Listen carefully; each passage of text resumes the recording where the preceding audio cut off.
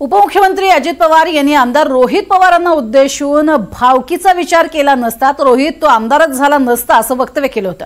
आणि आता याच वक्तव्यावरनं भाजपचे नेते आणि विधान परिषदेचे सभापती राम शिंदे यांनी अजित पवारांवर निशाणा साधलाय। अजित पवार ते वक्तव्य करून सातत्याने मला टॉर्चर करण्याचा प्रयत्न करतायत। या बाबतीत भाजपच्या वरिष्ठ नेत्यांनी योग्य तो निर्णय घ्यावा असं राम शिंदेंनी म्हटलंय। अजित पवार हे वक्तव्य सातत्याने पुन्हा पुन्हा करून शिळ्या कढीला ऊत का आणतायत असा सवाल राम शिंदेंनी केलाय।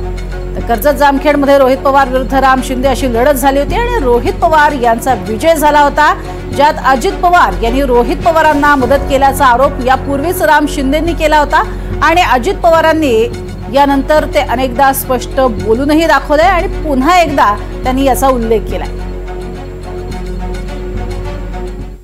मगाशी बोलत असताना काहींनी सांगितलं की वा दादा गावकीकडे लक्ष आहे, भावकीकडे पण लक्ष द्या। भावकीकडे लक्ष दिलं म्हणूनच तू आमदार झालास। जरा जयंतराव त्याला विचारा किती मतं पडली, पोस्टल बॅलेट मध्ये आलाय आपण। त्याच्यामुळं माझ्या कुणीच माती लागू नका, तुम्ही तुमचं काम करा, मी तुम्हाला एक अक्षर बोलणार नाही। सर्वोच्च नेत्याने अशी भूमिका मांडणं आणि ती पण राहून राहून सार्वजनिक व्यासपीठावरती मांडणं आणि झालेल्या घटनेवरती मांडणं हे महायुतीच्या आणि राज्य सरकारच्या संदर्भामध्ये मला वाटतं राज्याचे मुख्यमंत्री आणि वरिष्ठ नेतृत्वच या संदर्भामध्ये चर्चा करू शकतात।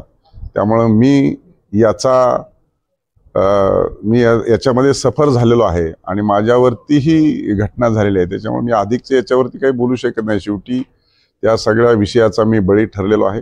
622 मताच्या फरकाने माझा पराजय झालेला आहे आणि वारंवार अशा पद्धतीचं वक्तव्य करून ते टॉर्चर करतायत किंवा सातत्यानं नाउमेद करण्याचा जो प्रयत्न करतायत, तर कुठेतरी महायुतीच्या अंतर्गत वरिष्ठ नेतृत्वाने या संदर्भामध्ये चर्चा केली पाहिजे।